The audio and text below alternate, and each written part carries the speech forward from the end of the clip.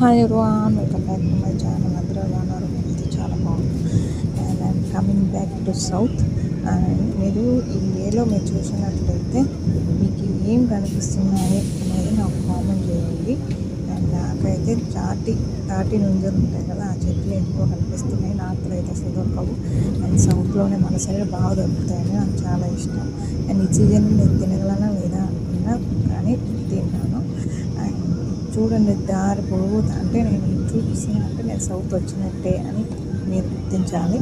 And అక్కడైతే ఒక చెట్టు కూడా చూడలేదు. అసలు ఏం పండిస్తారా అనేది కూడా ఒక క్లారిటీ లేదు. ఇంతకుముందు వీడియోస్లో కూడా నేను పెట్టాను.